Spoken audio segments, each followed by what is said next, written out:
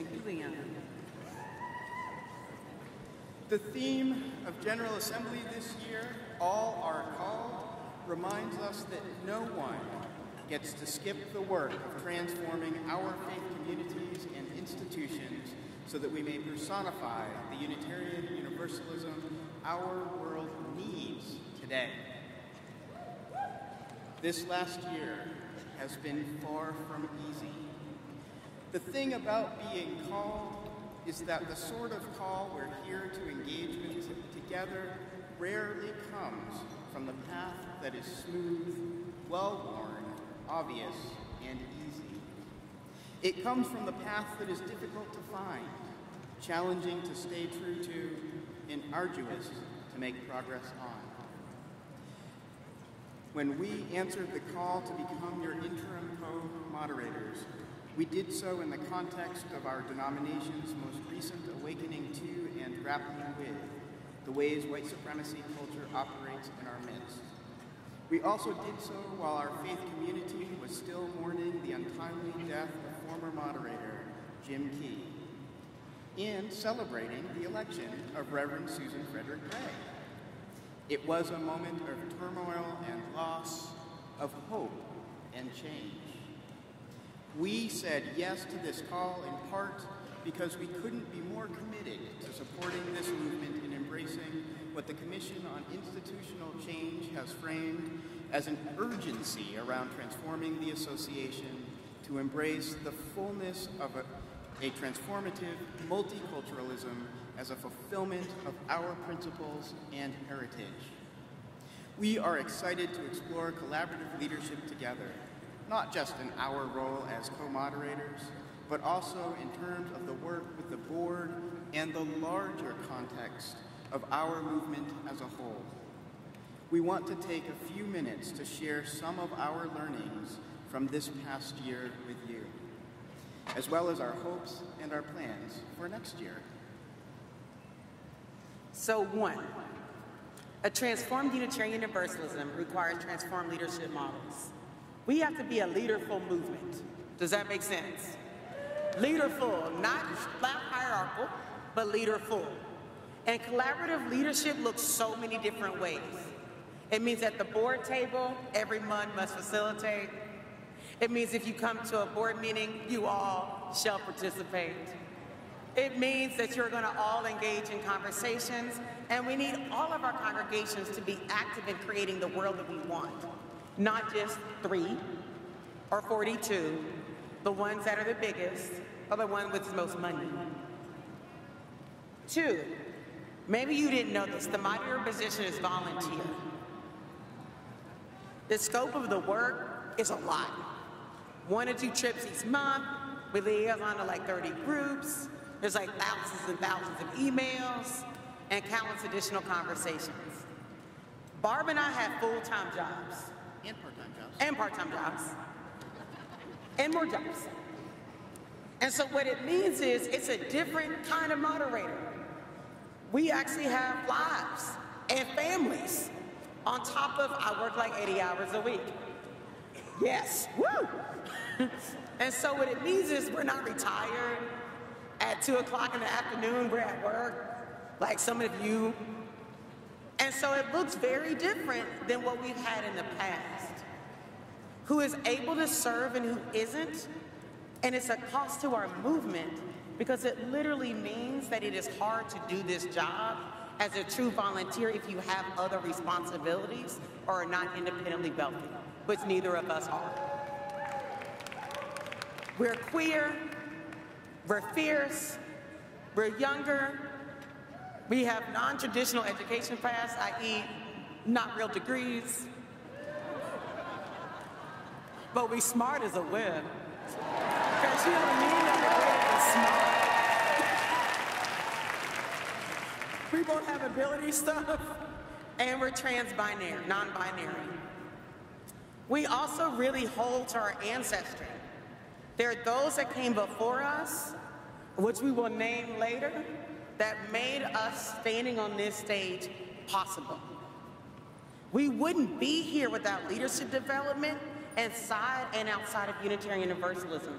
without Youth Caucus, without YRUU and LRY, without all the ways that the Youth and Young Adult Office and other folks during the wholeness, so many things brought us up, we couldn't be here. The importance of leadership development in our faith is massive, because otherwise we will not have new folks being able to take over these positions.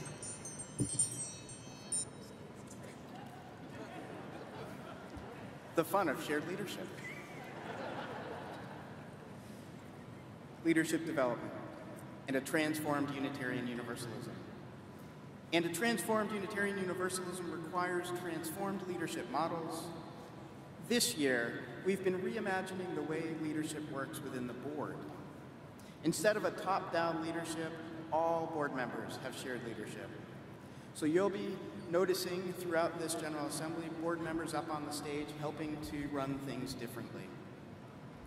We've also been having conversations about how our understandings of volunteer work within our movement need to shift and be more equitable. For one thing, we're working to scale the position of moderator down. Although the moderator nominating committee did a faithful job in seeking candidates for the next moderator election, the sorts of leaders they were seeking could not commit to a volunteer role of this position's current scope. Therefore, the board decided to postpone nominations for the 2019 election for moderator and work in the coming year to reimagine the moderator position to be in line with the aspirations of our faith community.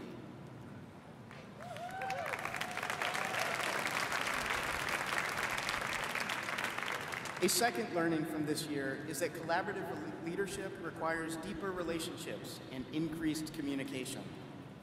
Not only would it have been impossible for us to serve as interim co-moderators if we didn't already have a long and loving relationship, but collaborative leadership takes putting more time and attention to the relationship. A lot of people think the two of us are similar and agree on everything.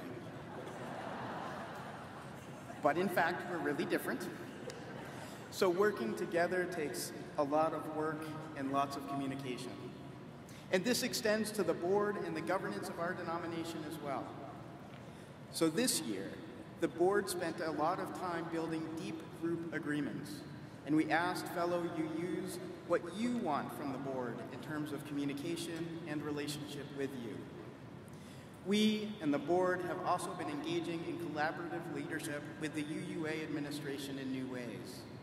It's been particularly gratifying to learn and lead with President Susan Frederick Gray and Executive Vice President Carrie McDonald.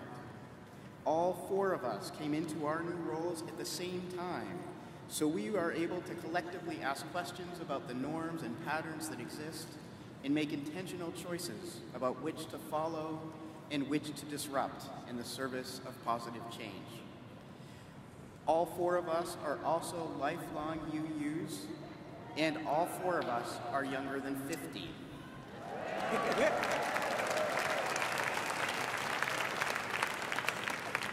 Along with all of us holding other marginalized identities. And our collective deep-rootedness in the faith supports our dedication to working together.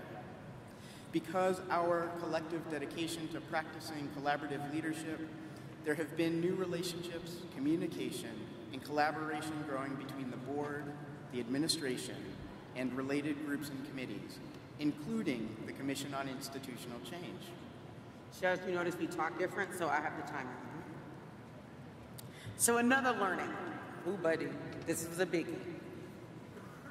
So we already knew that some people in our community felt unwanted, unheard, unempowered. The big kick in the gut was that every committee we talked to felt the exact same way. That is a really sad and deep thing when the people who are doing volunteer work in our faith feel uncared for. That ain't cool. Do we all agree? Yes. And so this year we were like, we are going to do another commitment to going to the General Assembly Planning Committee meetings. We're going to have a different relationship with the committees and groups that serve our faith, because we need them, we need you, so that we can actually move our faith forward. We need to be accountable to those who are in congregations and those who are not. Because we have a challenge in our faith around who feels they can stay. So if you've been a UU for a long time, you move to a place and you don't feel like the congregation matches your values, are you just thrown away? No longer to be a Unitarian Universalist? How do we hold a both and? To practice this, we did a couple of things. One, we did away with observers at the October board meeting to make space for all voices and perspectives here at General Assembly and other places. We want to have a conversation around how we overhaul our bylaws, which are slightly complicated, to make them more liberating and less confining. But to be real, the question isn't about bylaws. The question is about fundamentally, who do we want to be? And that's the mission and values conversation. We also understand that we have problems with our current model and representation at General Assembly. And so to come, there's so much. Just wait. So how can you help? Our charge to you this week, if you accept it, and we sure hope you will, is to join us in practicing living our highest values in community. This is not a light or easy task because it's hard to live our values together when we don't all agree. But we are all called as Unitarian Universalists to do so. During this General Assembly, in the next year and beyond, as we continue to work to dismantle systems of oppression in our movement and the world, we hope that you and UUs everywhere will engage in those conversations fully. Let us prioritize curiosity over fear of change, humility over judgment, and care over critique for critique's sake. Reimagining our bylaws and our governance is going to take all of us, including those whose perspectives have historically not been in the room. So if you are someone who has experienced a lot of comfort in UU circles, we call on you to work to make space for those who have not. If you are here, if you are someone who has struggled to remain here, we urge you to bring your perspective forward. So next year, GA will look a little different. We like difference, right? Change is good. And so we're moving into a process of what it means to be theologically rigorous. What it means to have actual deep governance, which is not voting, because voting is the last stage of democracy. I hope people know this. And so we are needing to move into a time where we actually discuss, where we actually are able to have conversations in new ways about who we want to be as a faith, where we want to go and what that looks like, both in our congregations, coming into communities, and out in the world. Does that make sense?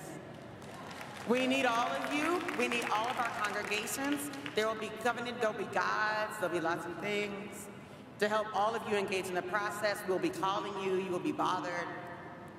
And you'll be like, oh, they're actually calling me a lot. Because all of us are called.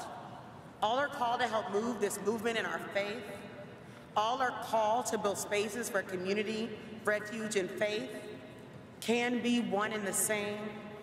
All are called to play a role and to find the role that best honors our purpose and our power. All are called to be in deep relationship with each one of you. So we want to end by giving thanks to some of those who have already answered the call. So this is such a long list. So here's what instead I want to do. If you have been a mentor to me, if you have given me a job, there's a couple of you in this room.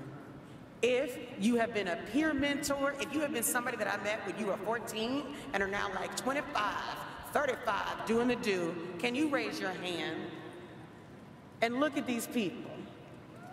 These are people that help me in my life. because there's so many I can't do the names, but thank you and I love you.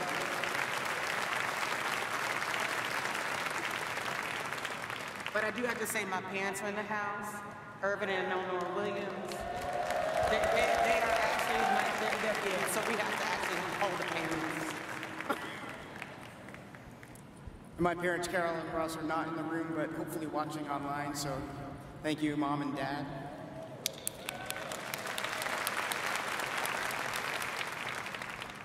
If you are bisexual, gay, lesbian, transgender, gender nonconforming, genderqueer, or just queer in all the beautiful ways, and you have been in Unitarian Universalism for 5 days or more, thank you.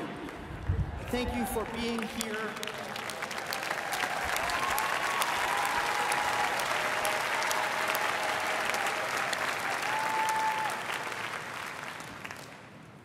Particularly for the elder, queer, and bisexual, gay, lesbian, transgender folks in our midst online who have been doing the work of making space for the youngins that I once was 20-something years ago when I came out in Unitarian Universalism as a trans guy. Thank you for making space for me to be here now.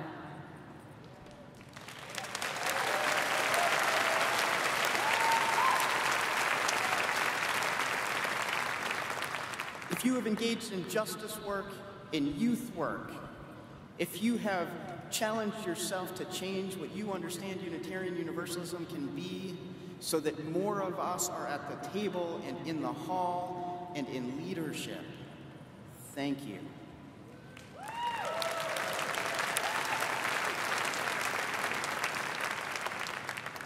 And if you haven't, it's okay, because there are youngins coming up behind us, with us, and we all need help now in front of us. We all have the power to make space for more to be a part of our beloved community. So thank you for doing your part in answering the call today.